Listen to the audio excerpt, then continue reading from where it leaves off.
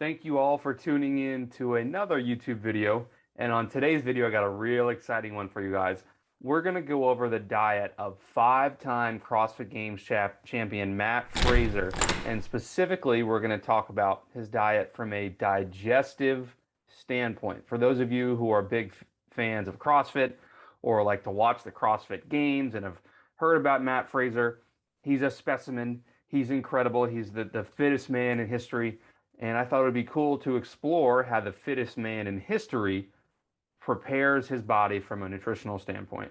Facts of just being dog tired, getting home, hitting the couch or laying on the floor, and you just putting it in front of me. So first off, I want to discuss the implications of eating such a high volume of food after finishing such an intense training session. Number one, after you work out intensely, blood isn't fully made its way back to the gut, because when you work out, blood goes to your arms and your legs to help support you through the workout. And then as you come down from that exercise, blood starts to return to the gut to allow for digestion and absorption of nutrients. But it takes time, anywhere between 30 minutes to an hour. But he's going for optimal performance and he's training again, so it's a calorie game for him. So he needs to get it in. And he also mentions how it's a hot environment that he's training. So if you're exercising intensely in a hot environment, I would incorporate some supplemental strategies for leaky gut support, such as colostrum, glutamine, and even zinc. And zinc and colostrum together have been shown to counteract some of the effects of leaky gut in intense hot exercise. 8 a.m. with your coffee. Yeah. And this one was actually also before training. Oh, So it okay. depended on the day. There were some days where you guys would have to go to the So Matt discusses that this meal is sort of a warm-up because he states he's not hungry first thing in the morning. Can't imagine how he would be based on how many calories he eats. From a digestive standpoint, he also mentions that he consumes coffee. And some people, if they consume coffee with a meal, can get sort of acid reflux and GERD type symptoms. And that's because caffeine specifically changes the tone of the upper esophageal sphincter.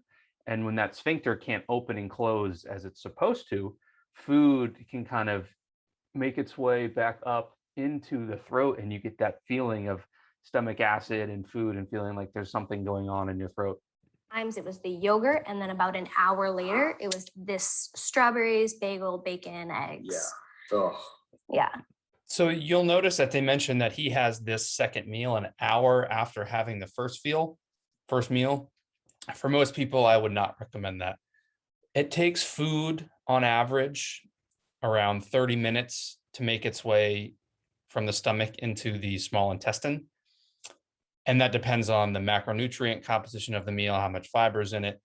But once you eat food, the pH of your stomach, which is normally meant to be very acidic, starts to increase because the pH of the food you're bringing in is much higher than the pH of the stomach. pH of the stomach is one of the most acidic things on the planet.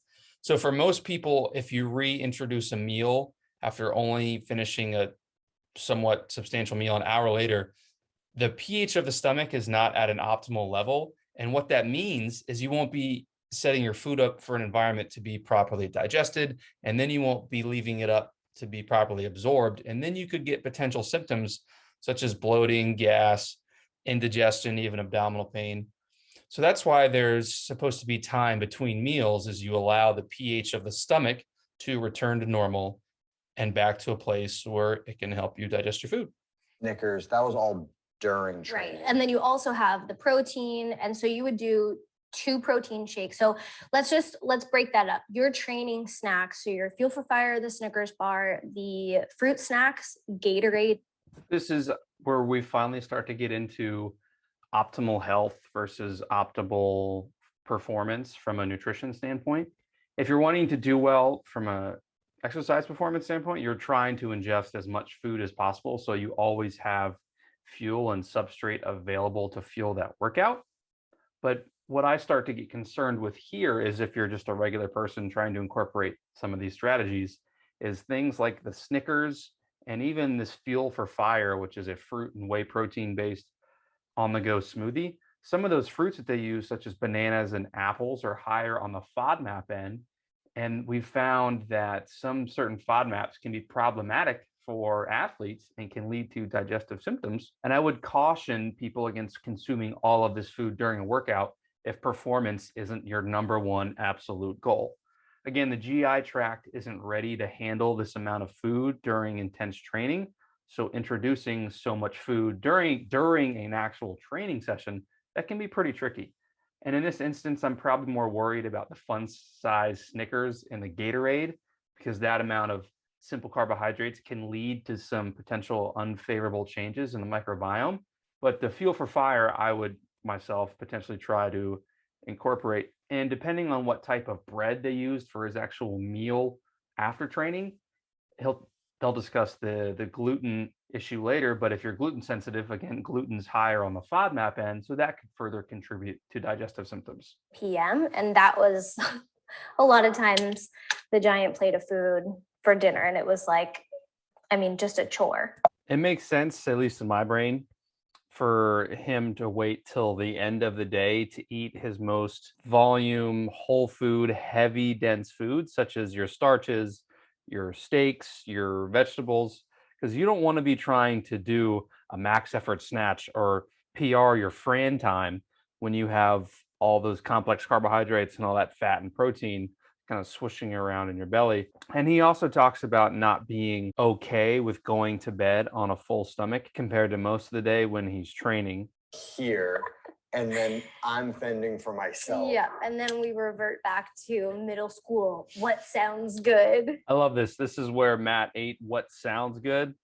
And you'd have to be a fool to not look at all this food and think that it looks amazing. And at this point in the game for Matt, it's just all about calories. The macros, the micros, literally it's just the top number. Just can he get enough calories to fuel his performance for the subsequent days? And again, health and performance, he just finished eating dinner, just finished. And that was a massive meal. And then you're throwing all of these different varieties of food on top of it. And he does say he would have the perfect bar or sometimes chicken tenders if you woke up in the middle of the night. But still, the digestive tract is just being bombarded with food all the time. But again, for a performance standpoint, probably a great idea. For health, maybe not so much.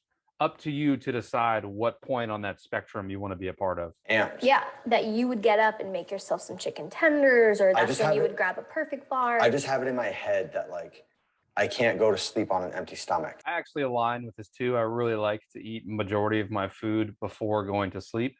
But it's also tricky because if you eat too much food too close to going to sleep, digestion naturally slows down throughout the day. So then you're trying to digest the majority of your food when it's set up to not work as well. So some people can experience acid reflux type symptoms if they eat a lot of food before going to bed at night. And what helps me if I eat a big meal is I just prop up a second pillow over the top of my head when I sleep.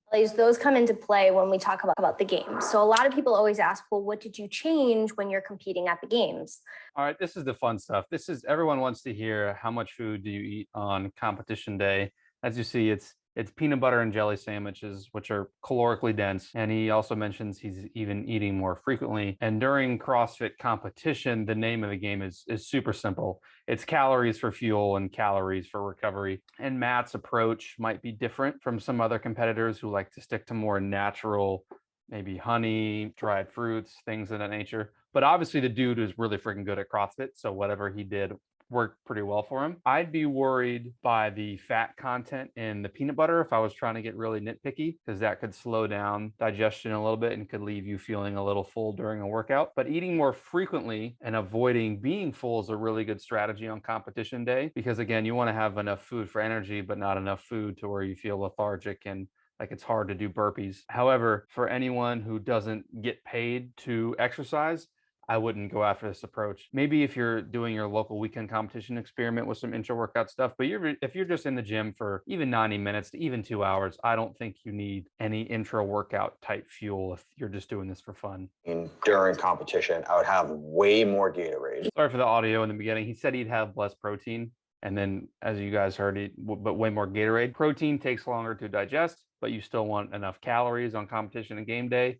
So you're going to go with quicker carb sources and you lower the protein. So you get the remaining calories from the carbs and you speed up the absorption of the carbs by lowering how much protein. Here is a cup of water and a peanut butter and jelly, and do what you got to do to just take a bite, swig it down, take a bite, swig it down. Yep. This one was pretty interesting to note. Drinking excess amounts of water with a meal could potentially dilute how much digestive enzymes you secrete, and you could potentially not be able to digest and absorb your food as well because of that. Also, just drinking water with a meal is just more volume that goes in your stomach, and that could just make some people feel a greater sense of fullness and bloating and just a little bit uncomfortable. I imagine he drank water or had sips of water with his meals just so his mouth didn't feel so dry from all the sugar and the salt he was eating. Weeks from a major competition, we would start taking out dairy. So the yogurt would be a dairy-free yogurt.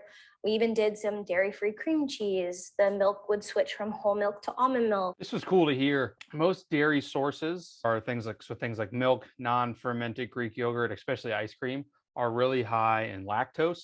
Most of us have heard of lactose from lactose intolerance. So lactose is a sugar, and for some people, if they don't have the enzyme to break it down, when that lactose makes its way into the gut, feel good.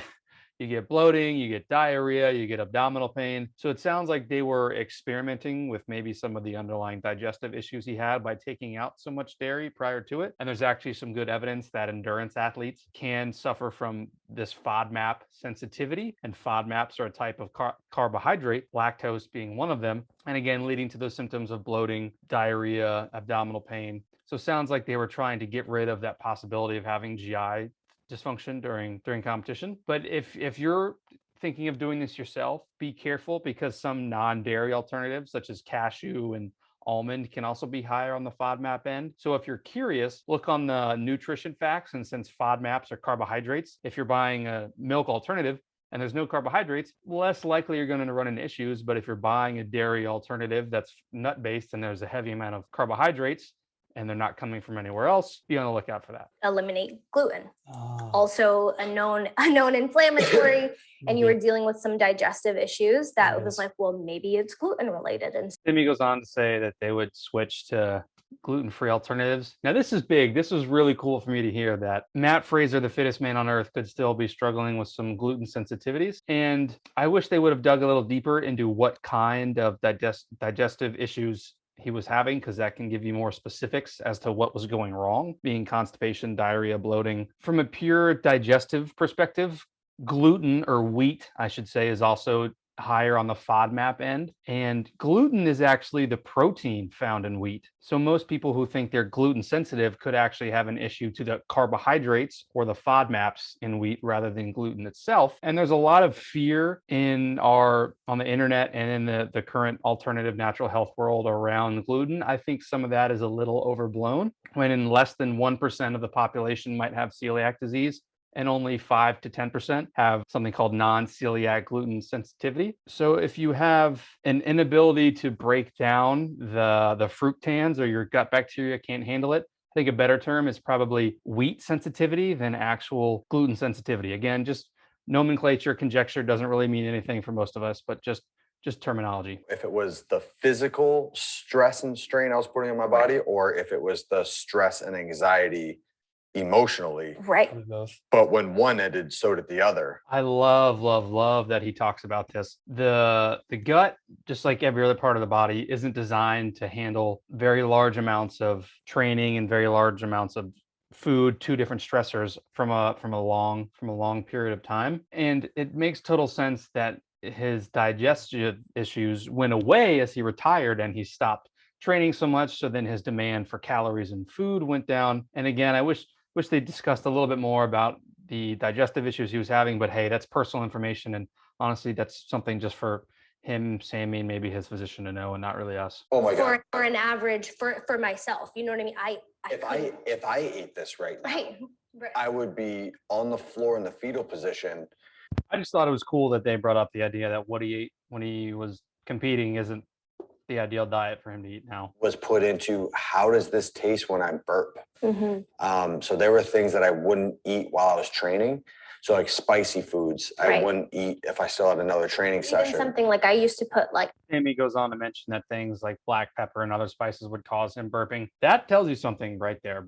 Burping is frequent. I don't know if it's normal for us to have it, but this could potentially point to some more digestive issues that he was having. Hard not to when you're eating so much food. Burping can happen from a number of things. You can be from eating too fast, swallowing too much air as you're eating, which can happen also if you're eating too fast. Some people get it from having carbonated beverages with their meals, and sometimes it's even created from bacterial metabolism in the gut that for whatever reason makes its way back up the throat and out of the mouth.